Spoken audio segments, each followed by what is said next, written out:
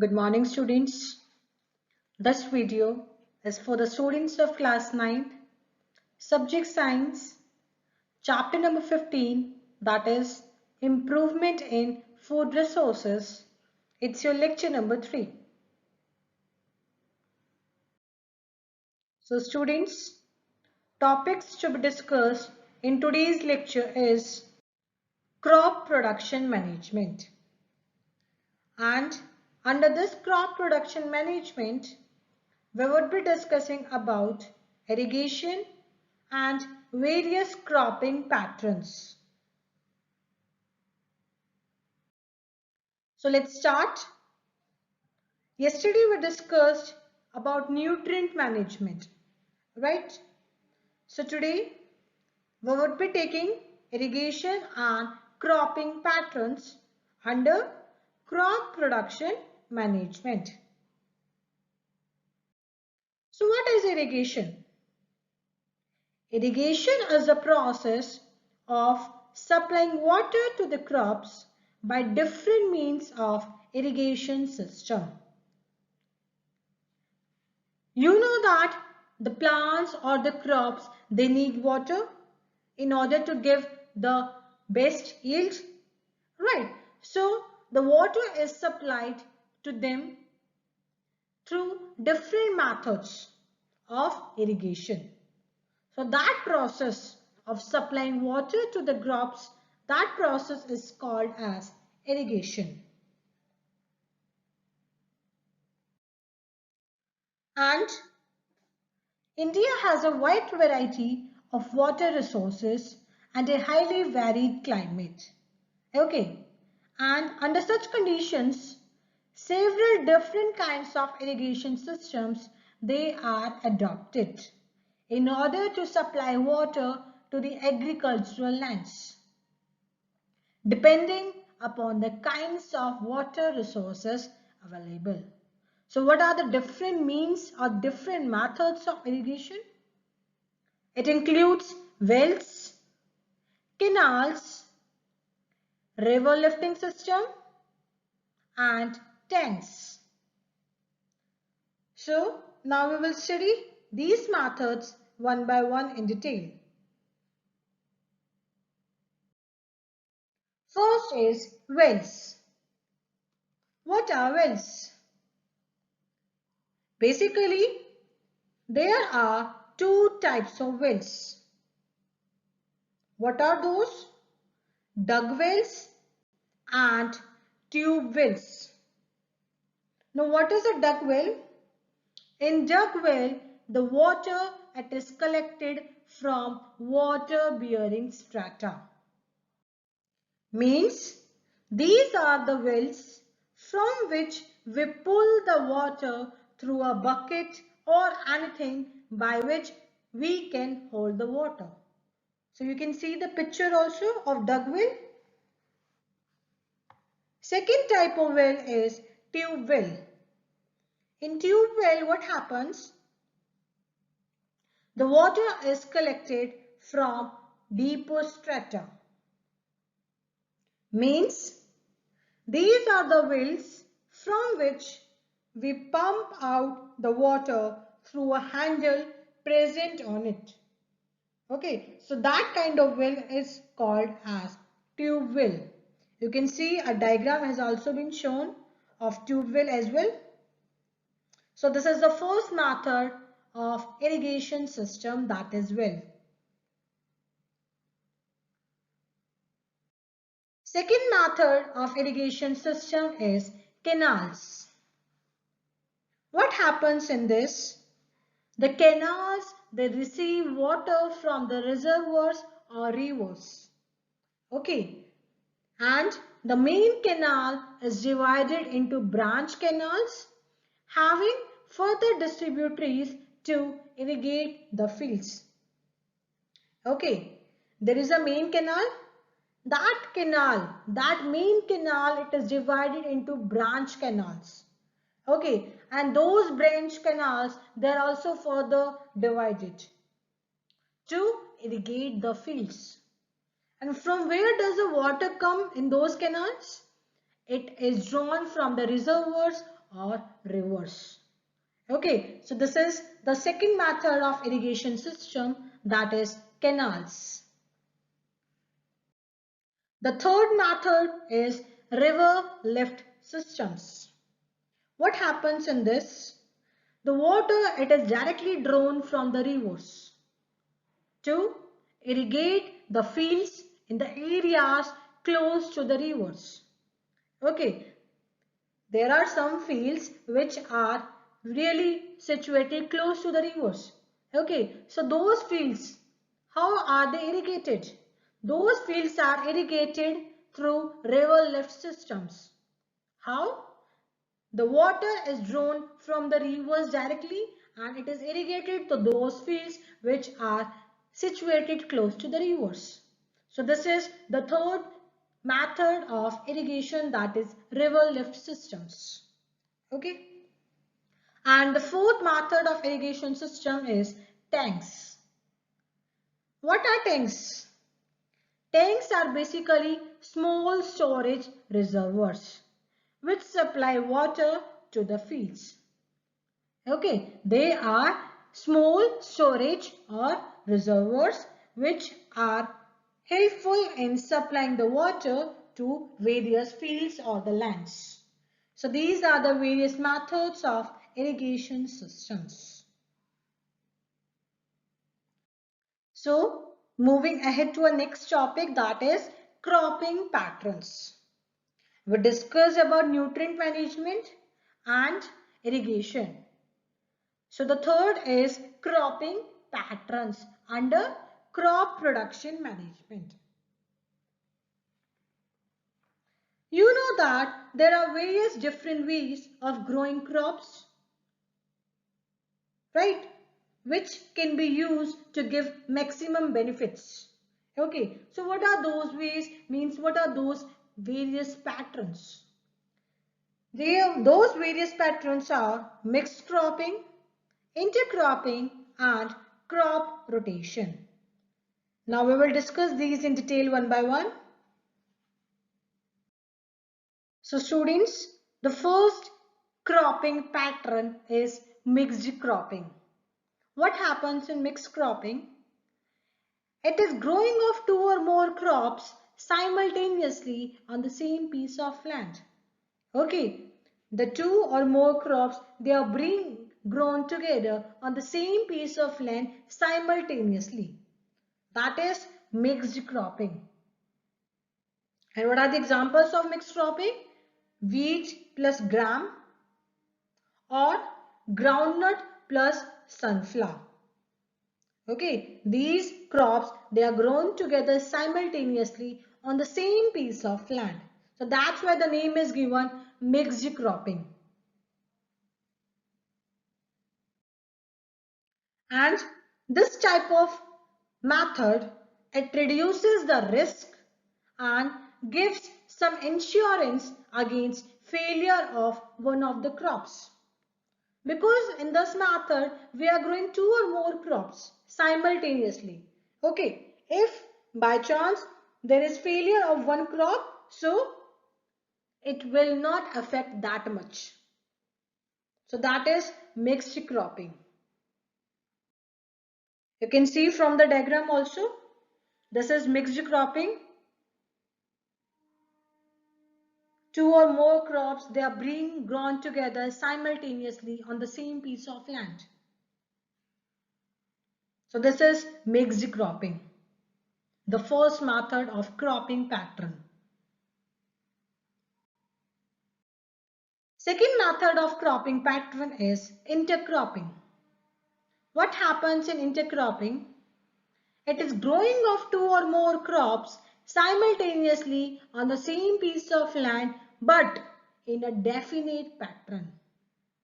Remember, in mixed cropping, there was not a definite pattern. But in intercropping, there is a definite pattern involved in growing of these crops. Okay, what happens in intercropping? There is one row of one crop and alternate to that row, there is second row of another crop. So that is intercropping. For example, soya bean plus maize. Okay, one row we are growing of soya bean and in the second row we are growing of maize. And this type of pattern, it helps to utilize maximum nutrients. And it also prevents the spread of disease and pests. So this we can say more of the advantage of intercropping. So our next topic is same, that is advantages of intercropping. What are those? First point I discussed right now, it checks pests and rodents and hence decreases the chance of spoiling of whole crops. Second advantage is it helps to maintain the fertility of the soil. Okay, the fertility of the soil it is also maintained through this intercropping method. Third is it increases the productivity per unit area. Obviously, when we are growing two or more crops simultaneously on the same piece of land in a definite pattern, so the productivity it will increase per unit area. And through this, it saves labor as well as time. And last, both the crops it can be easily harvested and processed separately because we are growing in alternate rows. So these different crops they can be easily harvested by the farmers and they can also be processed separately. So these are the various advantages of intercropping method. So this is a picture showing intercropping pattern where one row constitutes one crop and the alternate row constitutes another crop. Right? Two or more crops, they are being grown together on the same piece of land but in a definite pattern. So that is intercropping. So are you clear about this? The third and the last method of cropping pattern is crop rotation. What happens in crop rotation?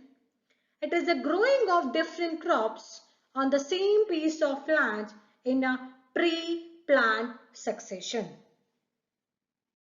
Means what we can say, it is a practice of growing different types of crops in the same area in a sequenced season. Why it is done so? This method it is adopted so as to get maximum returns. How? Because when the same crop it is grown on the same piece of land, the nutrients it starts become deteriorating in the soil. Okay, that's why the crop rotation is used. So what are the advantages of this crop rotation? The farmers can grow 2 or 3 crops annually. And there is a best use of land with proper supply of nutrients because different types of crops are grown. Okay, so the land is used in the best way. And also the fertility of the soil is also improved. That is the third advantage. It improves the soil fertility. Fourth, it avoids depletion of a particular nutrient from the soil. And fifth, it minimizes pest infestation and disease. And the last advantage of crop rotation is it helps in weed control. What are weeds? Weeds are basically the unwanted plants in the cultivated field. So the weeds are controlled through this crop rotation method. So this is a diagram or the picture of the crop rotation where different types of crops they are grown on the same piece of land in a sequenced season. And why it is done? Because the nutrients present in the soil they are replenished easily and the fertility of the soil it is also increased. Because when the same crop is grown in every year on the same piece of land, then what will happen? The nutrients will not be replenished in the soil. It will start deteriorating. Okay, so this type of method, it helps in reducing soil erosion and increases the fertility of the soil as well as the crop yield. So this ends for today's lecture. What is your homework? We'll have to do the following questions in your notebook. Question number 1 is, which of the following conditions will give the most benefits and why? Option A is, farmers use high quality seeds, do not adopt irrigation or use fertilizers. B option is, farmers use ordinary seeds, adopt irrigation and use fertilizer. And C option is, farmers use quality seeds, adopt irrigation, use fertilizer and use crop protection measures. So you will have to choose one option out of these and you have to give the reason behind. Question number 2 is, what are the advantages of intercropping and crop rotation? Question number 3 is, what is genetic manipulation and how is it useful in agricultural practices? Students, I am giving you a hint in third question. In third question, basically what you need to explain, you need to explain the process of hybridization. Now students, I would be discussing the homework solutions of lecture number 2. So you can match your answers and correct there itself. Question number 1 was, what are macronutrients and why are they called macronutrients? Answer, macronutrients are those nutrients which are required in large quantity for growth and development of the plants. And the 6 macronutrients required by the plants are nitrogen, phosphorus, potassium, calcium, magnesium and sulfur. So this was the answer of question number 1. Question number 2 was, how do plants get nutrients? Answer, there are 16 basic essential nutrients required by the plants to grow. Plants get these nutrients from air, water and soil. Carbon is obtained from air. Hydrogen and oxygen are obtained from water. And remaining 30 nutrients are obtained from soil. So this was the answer of question number 2. Question number 3 was, compare the use of manure and fertilizers in maintaining the soil fertility. So in this question, first of all you will tell about manure and next you will tell about fertilizers. Answer, manure increases the soil fertility by enriching the soil with organic matter and nutrients as it is prepared by the decomposition of animal excreta and the plant waste. Whereas on the other hand, fertilizers are mostly inorganic compounds whose excessive use is harmful to the microorganisms living in the soil. Their excessive use also reduces the soil fertility.